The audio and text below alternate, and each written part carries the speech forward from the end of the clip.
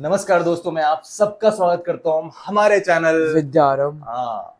तो जैसे कि बच्चों आप जानते हुए हमने एक नया चैप्टर स्टार्ट किया था, the cell the fundamental unit of life. और इस चैप्टर का कल हमने कहाँ तक पढ़ लिया था? प्लाज्मा मेम्ब्रेन तक पढ़ लिया था। हमें अब नया क्या सीखना था? ये सीखना था कि प्लाज्मा मेम्ब्रेन के अंदर चीजें कैसे आती जाती है। हमने ये पढ़ा था ना कि प्लाज्मा मेम्ब्रेन क्या होता है। एक सेलेक्टिवली परमिएबल मेम्ब्रेन होता है जिसके अंदर सेलेक्टिव चीजें आती है और सेलेक्टिव चीजें जाती है। तो कैसे होता है ये आना जाना और क्या चीजें आती और जाती है वो सीखेंगे आज क्लास में। उससे पहले मैं कुछ क्वेश्चंस पूछूंगा आपसे कि आप मेरे को बताइए कि एक सिंगल सेल्ड ऑर्गेनिज्म और एक मल्टी सेलुलर ऑर्गेनिज्म में जो सेल होते हैं वो कैसे फंक्शन करते हैं। सर जो सिंगल सेल होते हैं उसमें जो यूनिसेलुलर होते हैं उसमें डिवीजन ऑफ लेबर होता है। मतलब हर एक ऑर्गन का हर एक सेल का एक डिफरेंट फंक्शन होता है। और जो सिंगल सेल होता है उसमें भी हम डिवीजन ऑफ लेबर हो सकता है। और जिसको हम बोलते हैं सेल ऑर्गेन क्या बोलते हैं? Cell organelle. चैप्टर क्या था? सेल ऑर्गेनल्स बोल। ऑर्गेनल्स। हाँ।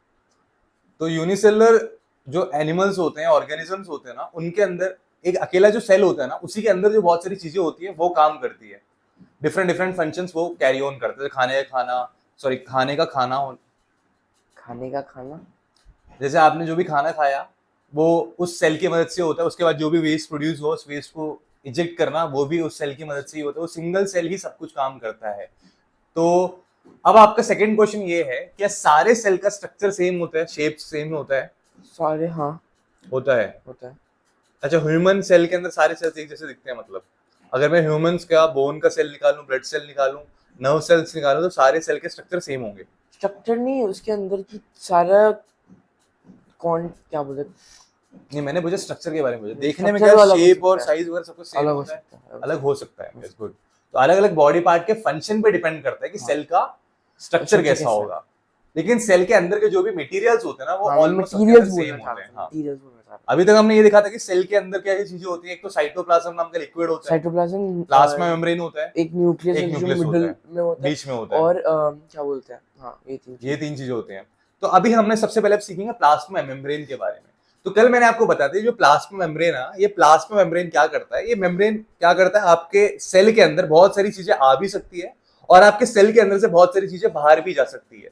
तो इस चीज को कंट्रोल करता है प्लाज्मा मेम्ब्रेन कि कौन कौन सी चीजें इस सेल के अंदर आएंगी और कौन कौन सी चीजें सेल को छोड़ के जाएगी। ये पूरा प्लाज्मा मेम्ब्रेन के हाथ में। अब हमें ये सीखना है ये चीज एक्चुअली में होता कैसे है। तो बच्चे उससे पहले एक और साइंटिस्ट थे विर्चो नाम के, जिन्होंने ये भी पता लगाया था कि जो एक मल्टी सेलुलर ऑर्गेनिज्म के अंदर बहुत सारे सेल होते हैं ना, एक्चुअली वो बहुत सारे सेल स्टार्टिंग से नहीं होते। एक सेल होता है वो डिवाइड होता है मल्टीपल सेल्स में। तो ये चीज बताई थी विर्चो नाम के एक साइंटिस्ट ने बताई थी। और दूसरी चीज 1940s में क्या होता है, 1940s में एक नया माइक्रोस्कोप का इन्वेंशन होता है। एक नया माइक्रोस्कोप को बनाया जाता है, इसको बोलते हैं इलेक्ट्रॉन माइक्रोस्कोप। इसी माइक्रोस्कोप के वजह से हम इस सेल के अंदर क्या क्या आइटम्स है, अभी तक तो जो उसने प्रिमिटिव माइक्रोस्कोप बनाया था उसमें से हम बता पा रहे थे सेल है, जो रॉबर्ट हुक ने बनाया था, सेल के बारे में बता पा रहे थे। अब जो इलेक्ट्रॉन माइक्रोस्कोप है जो 1940s में बनाया ना, अब उसके अंदर हम क्या कर सकते हैं ना, सेल के अंदर क्या क्या चीजें उसके बारे में डीप स्टडी कर सकते हैं। उस लेवल पे कि न्यूक्लियस के बारे में पढ़ सकते हैं, न्यूक्लियस के अंदर क्या क्या चीजें होती है इतने डीपली।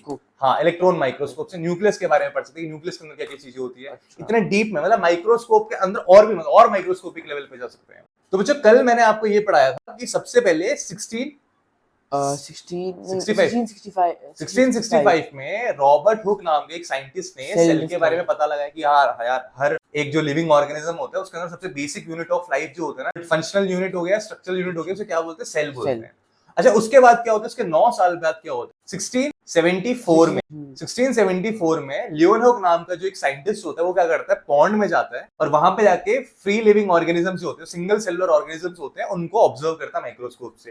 ये दूसरी चीज। अब क्या होता है, 1831 में रॉबर्ट ब्राउन ने सेल के अंदर का जो न्यूक्लियस होता है ये पता लगा कि हाँ, सेल के अंदर एक और चीज होती है, न्यूक्लियस। ऐसा नहीं कि सेल सबसे छोटा है, सेल के अंदर भी और चीजें हैं, न्यूक्लियस। इसके बारे में किसने पता लगाया था? 1831 में रॉबर्ट ब्राउन ने। और जो पुरकिंज है, पुरकिंज कौन है? वो भी एक साइंटिस्ट है। उन्होंने ये बताया था कि सेल के अंदर एक लिक्विड होता है जिसको बोलते हैं प्रोटोप्लाज्म। इसके बारे में पता लगा था। पुरकिंज पी से स्टार्ट होता है, प्रोटोप्लाज्म भी पी से स्टार्ट होता है। ऐसे कनेक्ट करके याद कर सकते हैं।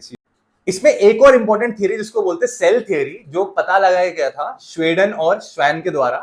तो इन दोनों ने ये बोला था, सेल थ्योरी का मतलब ये होता है हर लिविंग ऑर्गेनिज्म के अंदर ना एक सेल होता है, वही basic and structural unit of life होता है। क्योंकि जैसे आप देख सकते हो कि मैंने आपको बताया था एमीबा क्या एक सिंगल सेल्ड ऑर्गेनिज्म है, वो अकेला सेल होते हुए भी वो जीवित है।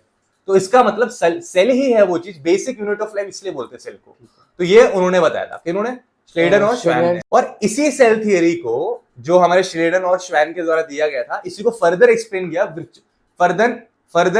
किया गया विर्चो द्वारा। उन्होंने ये बोला सेल थियरी में उन्होंने कुछ और ऐड किया एक्स्ट्रा। उन्होंने क्या ऐड किया, उन्होंने ये बोला कि हमारे जो भी सेल है ना, जो भी मल्टी सेलुलर ऑर्गेनिज्म है, उनके अंदर जितने भी बहुत सारे सेल पाए जाते हैं ना, एक्चुअली वो सारे एक सेल से निकले होते हैं। एक सेल ही फर्दर डिवाइड होता रहता है बहुत सारे सेल्स में, राइट। तो अभी हमारा सबसे बड़ा सवाल ये है कि how does the movement of substance takes place into the cell. एक सेल के अंदर कैसे मूवमेंट होता है सब्सटेंस का, आना और जाना कैसे होता है। How do substance move out of the cell, और क्यों जाना है भाई। तो सबसे पहले मैं आपको बता देता हूं, जो भी हमने खाना खाया होता है, न्यूट्रिएंट्स लिए होते हैं, मैंने बताया था वो पूरे डाइजेशन के बाद कौन सा प्रोसेस चलता है, एब्जॉर्प्शन का प्रोसेस चलता है। एब्जॉर्प्शन का मतलब ये होता है जो भी आपका खाना डाइजेस्ट हुआ है, वो डाइजेस्टेड खाना ब्लड के अंदर एब्जॉर्ब किया जाता है। और बॉडी के अंदर एक ही लिक्विड है जो पूरे हर जगह घूमता रहता है। तो हर ऑर्गन्स तक एक्सेस किसका है, हीमोग्लोबिन नहीं, हाँ मतलब हीमोग्लोबिन तो और डीप ब्लड का एक्सेस होता है किसके पास, पूरे ऑर्गन्स के पास। पूरे बॉडी में जितने भी ऑर्गन्स है, ब्लड ही उन ऑर्गन्स तक जाता है। तो इस डाइजेस्टेड खाने को या न्यूट्रिएंट्स को लेके जाने का काम किसका होता है, ब्लड का होता है। अब ब्लड न्यूट्रिएंट्स को लेके जाता है कहां तक, ऑर्गन्स तक। और ये ऑर्गन्स किससे बने हुए होते हैं, टिश्यूज से बने होते हैं। और टिश्यू किससे बने होते हैं, सेल्स से बने होते हैं। तो कहने का मतलब ये हो गया, ये जो खाना है आपका इनडायरेक्टली आपके सेल तक पहुंच चुका है। एक तो ये हो गया। अब ये सेल के बाहर थोड़ा ना रहेगा, ये सेल के अंदर भी तो जाएगा, अंदर भी तो जाएगा। और दूसरी चीज, आप जो सांस लेते हो, अब खाना पहुंचना काफी नहीं है। अगर सेल को एनर्जी प्रोड्यूस करनी है, ग्लूकोज बनाना है, तो उसके लिए ऑक्सीजन भी साथ चाहिए होता है। आपने जो न्यूट्रिएंट लिया और साथ साथ जब ऑक्सीजन मिलता है तब जाके एनर्जी प्रोड्यूस होती है। आप जो ऑक्सीजन लेते हो वो भी आपको पता है हार्ट क्या करता है, ब्लड में मिक्स करके पंप करता है ना, ब्लड फेंकता है, क्योंकि ब्लड ही एक ऐसा लिक्विड है जो पूरी बॉडी में घूमता रहता है, ट्रांसपोर्ट होता रहता है। तो ये वाला जो ब्लड है, ये ऑक्सीजन को लेकर आपके हर एक ऑर्गन तक पहुंचेगा। आपके हर एक ऑर्गन को क्या चाहिए होता है, ऑक्सीजन भी चाहिए होता है, क्योंकि एनर्जी प्रोड्यूस करनी है। न्यूट्रिएंट रखा हुआ है ऑलरेडी उसके पास, और ये हमारा ऑक्सीजन आया था, दोनों मिलकर एनर्जी प्रोड्यूस करते हैं। तो हमारे सेल को ऑक्सीजन भी चाहिए, तो बाहर से जो ऑक्सीजन आ रहा है ना, वो सेल के अंदर तक पहुंचाना है। ठीक है, अब आपने ऑक्सीजन भी पहुंचा दिया मान लो सेल के अंदर।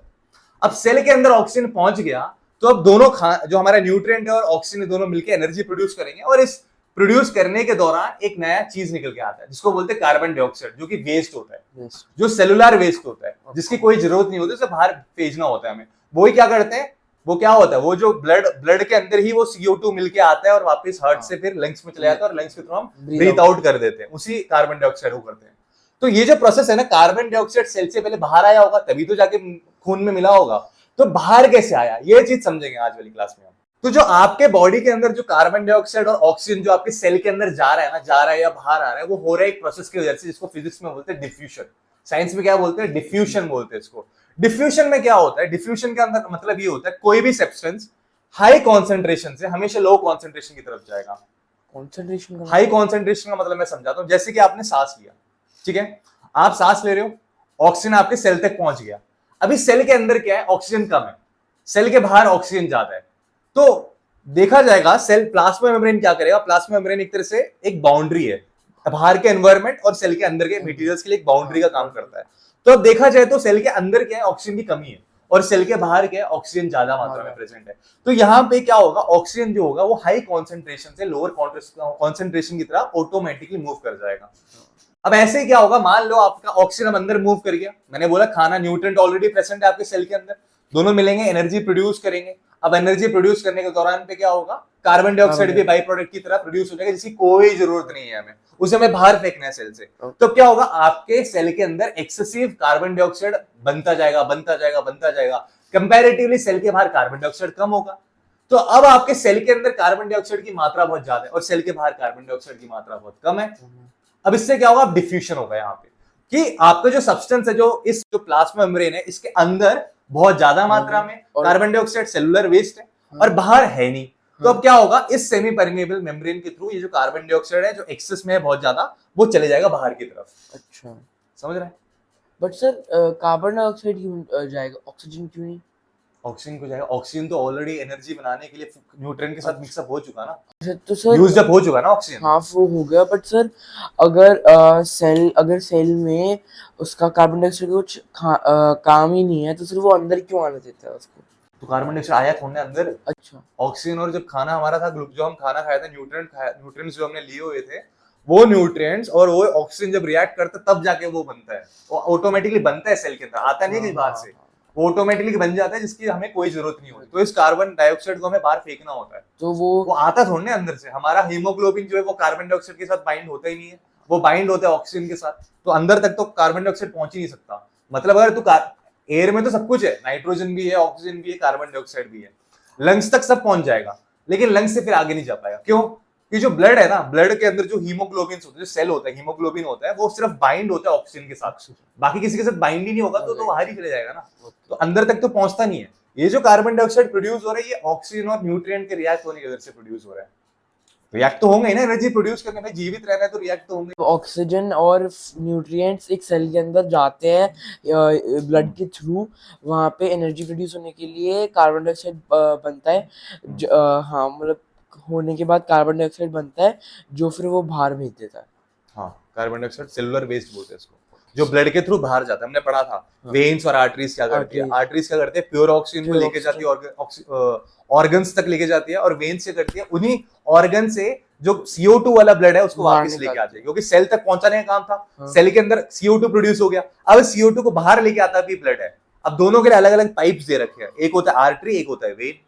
दोनों को अगर सिंगल पाइप से कनेक्ट कर देते तो खून दोनों मिक्सअप हो जाता ना, कार्बन डाइऑक्साइड वाला खून और ऑक्सीजन वाला खून मिक्स हो जाता। तो इसलिए क्या अलग अलग पाइप्स है, एक ऑर्गन में आर्टरी जा रहे हैं तो उस ऑर्गन से वेन्स वापस आ रहे हैं। आर्टरी अच्छे वाले ब्लड को लेके जा रहे हैं, मतलब ऑक्सीजनेटेड ब्लड को लेके जा रहे हैं। सेल के अंदर जब वो ऑक्सीजन यूज अप हो जाता है तो कार्बन डाइऑक्साइड प्रोड्यूस होता है। अब इस कार्बन डाइऑक्साइड को बाहर निकालने के लिए ब्लड क्या करता है? उसको एब्जॉर्ब करके उस वेन्स के थ्रू उसको वापस हार्ट के पास लेके आता है, हार्ट लंग्स में लेके जाते हैं, और लंग्स के थ्रू वापस ब्रीथ आउट कर देते हैं। आगे बात समझ। अब अभी हमने जो डिफ्यूजन देखा ना, डिफ्यूजन जो अभी हमने देखा वो गैसेस के साथ देखा है हमें, कि कार्बन डाइऑक्साइड भी गैस है, ऑक्सीजन भी गैस है, वाटर भी हो सकता है, सेल के अंदर और बाहर वाटर भी जा सकता है, पानी भी जा सकता है। और पानी के आने जाने को जो डिफ्यूजन होता है, पानी का जो डिफ्यूजन होता है उसका एक स्पेशल नाम है, उसको कहते हैं ओस्मोसिस। पानी के डिफ्यूजन को ओस्मोसिस कहते हैं। और ये पानी का डिफ्यूजन ना बहुत इंटरेस्टिंग टॉपिक है, अपने आप में एक टॉपिक है। ओस्मोसिस जो है ना वो अपने आप में एक टॉपिक है।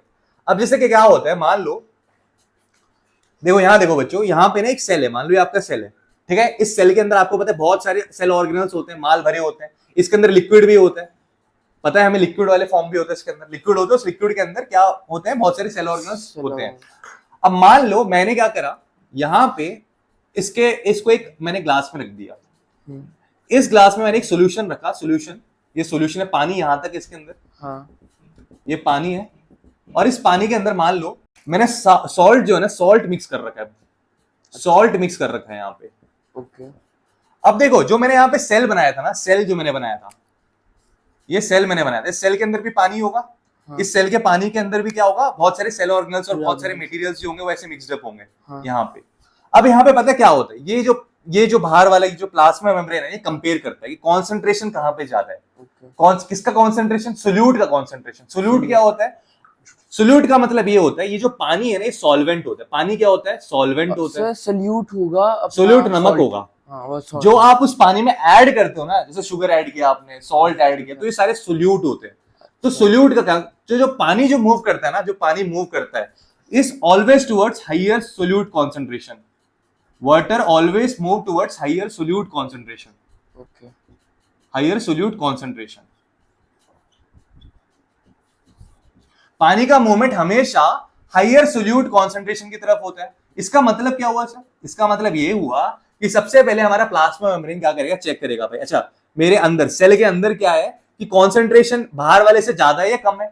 कॉन्सेंट्रेशन का मतलब समझता है? कॉन्सेंट्रेशन का मतलब ये हो गया, मान ली मेरे पास पानी है यहाँ तक, इस ग्लास में मेरे पास पानी है यहाँ तक, ठीक है। अब इसके अंदर मैंने पूरा नमक यहाँ तक भर रखा है, यहाँ तक भर रखा है, इसके अंदर मैंने नमक यहाँ तक ही भर रखा है, तो इसका कॉन्सेंट्रेशन ज्यादा है।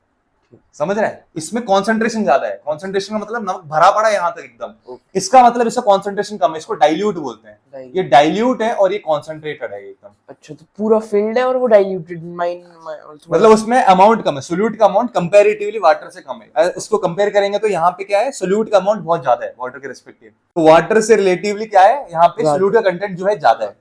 अब यहाँ पे क्या होगा, अब यहाँ पे ना जो हमारा परमिएबल मेम्ब्रेन है, ये जो हमारा प्लाज्मा मेम्ब्रेन है, ये देखेगा अच्छा भाई हमारा जो अंदर जो कंटेंट है ना, क्या वो बाहर वाले के बराबर है, क्या वो बाहर वाले से कम है, क्या वो बाहर वाले से ज्यादा है, ये कंपेयर करेगा वो। समझ रहे हैं? जैसे कि यहाँ पे मान ले, सो बेसिकली सॉल्यूट वो होता है जो चीज हम डिसॉल्व करते हैं, हाँ, और सॉल्वेंट है जिसमें हम करते हैं। जिसमें हम करते हैं। तो यहाँ पे अगर मैं आपको कॉन्सेंट्रेशन के बारे में थोड़ा सा और समझाऊं कि मतलब कहाँ से कहाँ जाएगी चीजें, तो उसको देखना, ध्यान से देखना। मान लो ये मेरे पास एक ग्लास है, इस ग्लास को मैं मान लेता हूं इसे चार पार्ट्स में बांट देता हूं, 1 2 3 4, ठीक है। ये 4 पार्ट्स पानी से फिल्ड है पूरा, जिसको मैंने ब्लू कलर से मार्क किया हुआ है, और इस 4 पार्ट्स में से 2 पार्ट तक सोल्यूट भरे पड़े हैं, तो मैं इसको लिखूंगा 2/4, ठीक है। अच्छा, अब मैंने क्या करा, मैंने यही ग्लास लिया और मैंने इसी ग्लास में 4 पार्ट्स सकते हैं ऐसे, हाँ। और यहाँ पे लेकिन एक बात समझो मेरे प्यारे बच्चों, कि यहाँ पे अब 4 पार्ट्स तक नहीं भरे हुए, यहाँ पे जो पानी है 4 पार्ट्स तक नहीं भरा हुआ, यहाँ पे जो पानी है मान लो सिर्फ यहाँ तक भरा हुआ, 2 पार्ट तक भरा हुआ है, 2 पार्ट तक भरा हुआ, एक ये और एक ये, ठीक है। और आपका जो सोल्यूट है, जो आपका सोल्यूट मतलब जो भी आपका नमक है, सॉल्ट है, शुगर है, वो यहाँ पर ही है, पहले वाले पार्ट में भरा पड़ा है।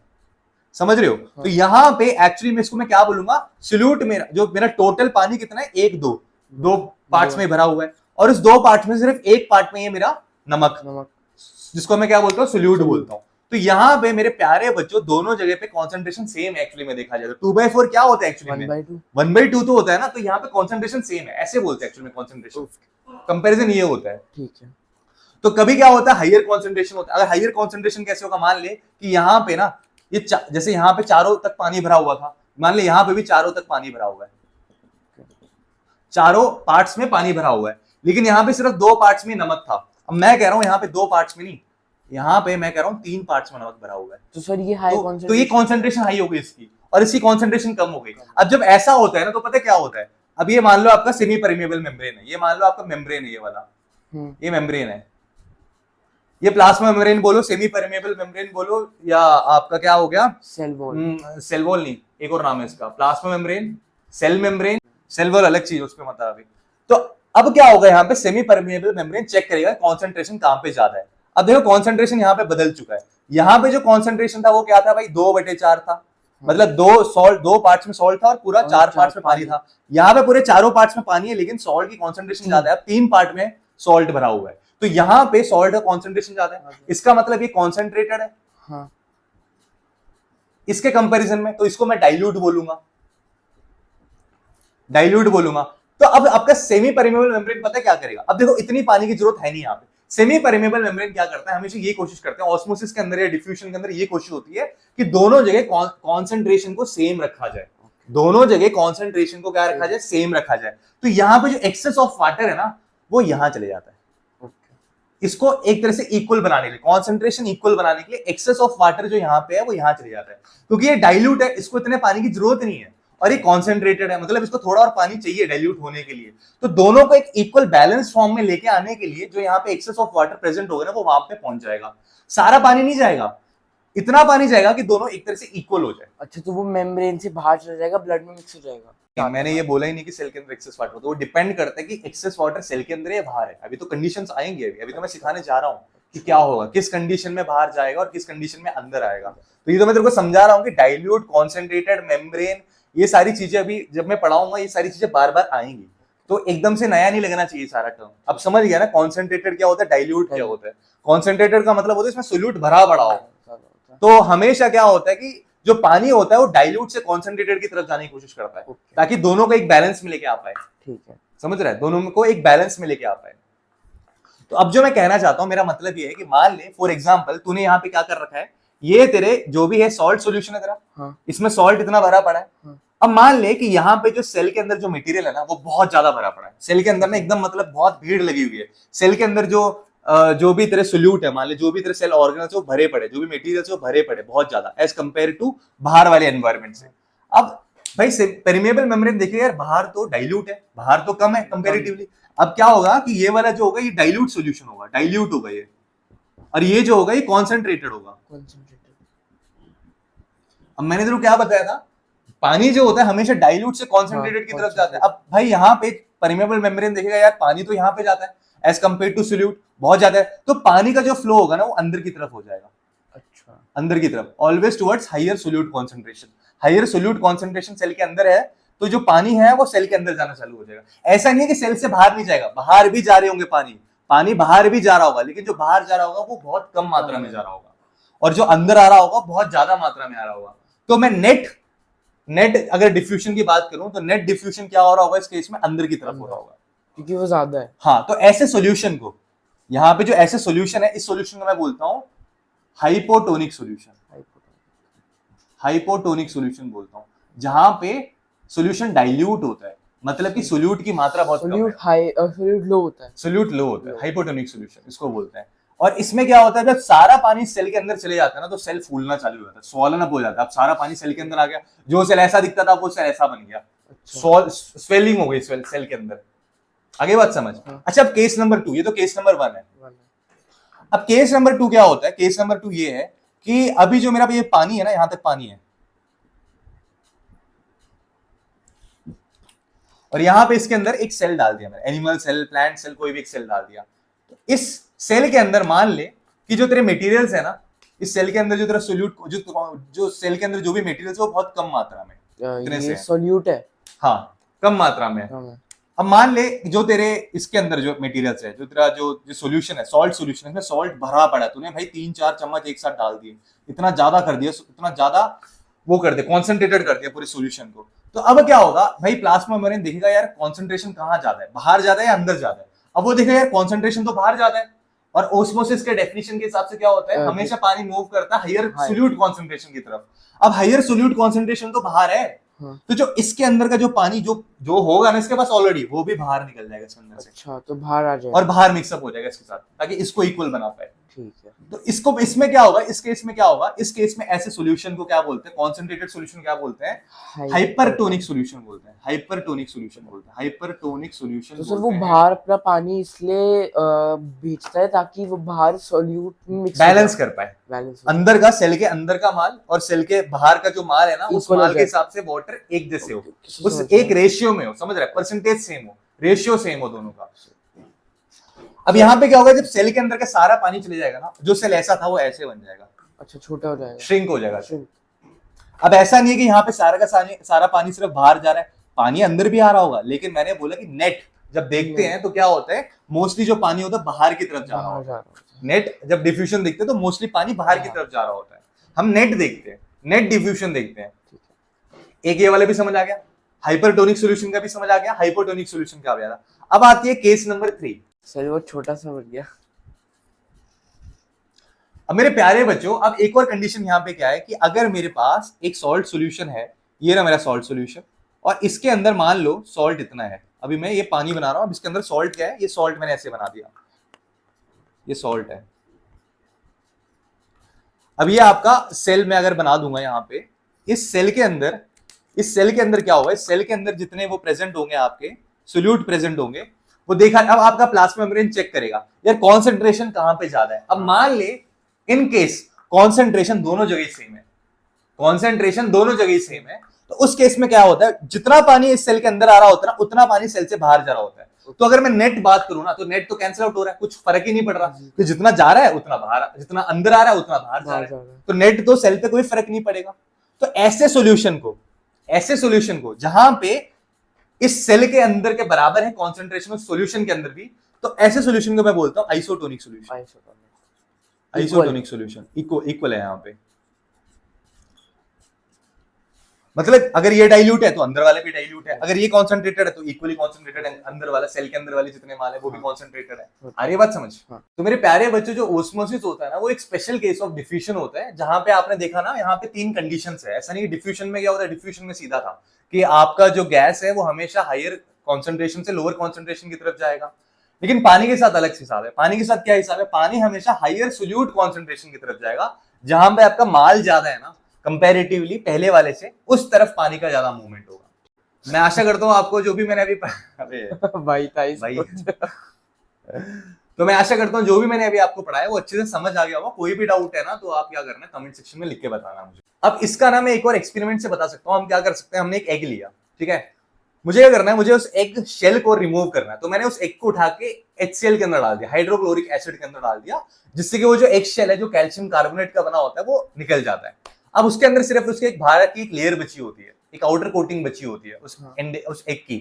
अब मैं करता हूं, इस एग को ना एक सॉल्ट सॉल्यूशन में रखता हूं, ठीक है। मान ले पहले उस अंडे को मैंने यहाँ पे रखा, एक डाइल्यूट सॉल्यूशन के अंदर रखा। डाइल्यूट सॉल्यूशन का मतलब ये है कि अंडे के अंदर जो भी मटेरियल है ना वो कॉन्सेंट्रेटेड है एज कंपेयर टू अंडे के बाहर जो मटेरियल है ये ज्यादा डाइल्यूट है। अब क्या होगा कि अब बाहर वाला एनवायरनमेंट डाइल्यूट है, इसका मतलब सॉल्यूशन कैसे है, हाइपोटोनिक है, हाइपोटोनिक सॉल्यूशन है। तो अंडे को जब मैंने हाइपोटोनिक सॉल्यूशन में रखा तो जो मेरा पानी था वो कहां से कहां जाएगा, हाइपोटोनिक में रखेंगे। हाइपोटोनिक में रखेंगे। तो हाइपोटोनिक में क्या होता है, बाहर वाला डाइल्यूट होता है और हमेशा पानी कहां जाता है, हाईएस्ट सोल्यूट कॉन्सेंट्रेशन की तरफ जाता है। तो जो भी पानी जो सॉल्ट सॉल्यूशन के अंदर था वो सॉल्ट सॉल्यूशन से अंडे के अंदर जाएगा, अंदर पहुंच जाएगा ऑटोमेटिक, और आपका जो एग है वो स्वॉलन हो जाएगा, अच्छा फूल जाएगा। और वहीं पे आप क्या करो, इसी अंडे को उठा के इस कॉन्सेंट्रेटेड सॉल्यूशन में डाल दो। यहाँ पे क्या है, अंडे के कंपैरिजन में जो सोल्यूट का कॉन्सेंट्रेशन है वो बाहर बहुत ज्यादा है, बहुत ज्यादा है, सॉल्ट का कॉन्सेंट्रेशन बहुत ज्यादा है।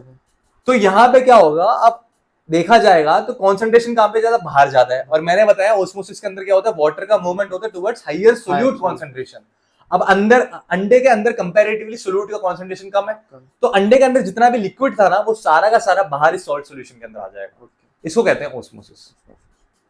ये एक एग्जांपल हो गया। एक और एग्जांपल इसका क्या होता है कि रेसिन्स जो होते हैं ना, रेसिन तो क्या बोलते हैं, किशमिश जो होते हैं, सूखे ड्राइड किशमिश जो होते हैं, इसको क्या करेगा, अगर तो एक पानी में डालेगा ना, मान ले तूने इसको क्या करा, तूने उसको एक डाइल्यूट उसके अंदर रख दिया, डाइल्यूट के अंदर रख दिया, एक डाइल्यूट सॉल्यूशन के अंदर रख दिया, तो अब क्या होगा, आपका जो पानी होगा ना, आपका जो पानी होगा, सो इस सॉल्ट सॉल्यूशन के अंदर का जो पानी होगा वो आपके रेसिन्स के अंदर चले जाएगा। अच्छा, सॉल्ट सॉल्यूशन में कौन रखता है, सिंपल पानी में रख दो ना, सिंपल पानी में रख दो, प्योर पानी में रख दो। प्योर पानी में क्या होता है, प्योर पानी का मतलब है कि उसके अंदर मिनरल सॉल्ट वगैरह नहीं है।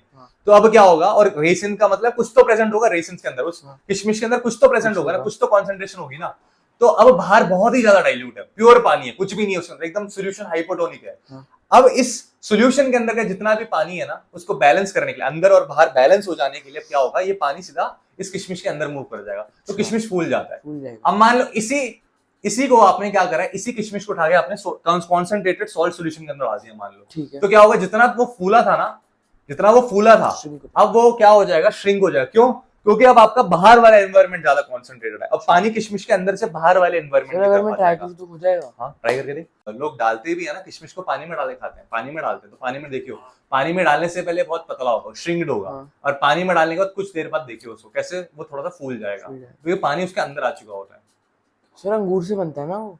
हाँ, अंगूर को। ओस्मोसिस का ना एक बहुत अच्छा एक और रियल लाइफ एग्जांपल देता हूँ। एक तो होता है जब आपका सोर थ्रोट होता है ना, तो हमसे हमेशा डॉक्टर बोलते हैं कि आपको क्या करना है, गर्म पानी, सॉल्ट वाटर से आपको गार्गल करना है। तो ऐसा क्यों कहते हैं वो लोग, क्या लगता है तेरे को? उसमें भी ओस्मोसिस है। पता है क्या होता है, जब हमारा सोर थ्रोट होता है ना, तो हमारे जो गले में सेल होते हैं ना, वो उसके अंदर पानी भर जाता है और वो स्वेलअप हो जाता है, तो उससे क्या होता है, हमें इरिटेशन होता है। तो अब जब सॉल्ट वाटर से, सॉल्ट वाटर मतलब तो अच्छे से सॉल्ट मिलाता है उसके अंदर, पानी के अंदर अच्छे से सॉल्ट मिलाना है फिर पीना है उसको, तो इससे क्या होगा कि जो तेरा सोल्यूशन होगा ना वो हाइपरटोनिक होना चाहिए, हाइपोटोनिक नहीं होना चाहिए, हाइपोटोनिक सोल्यूशन नहीं होना चाहिए, हाइपरटोनिक सोल्यूशन होना चाहिए, जिसमें सॉल्ट की मात्रा बहुत ज्यादा हो।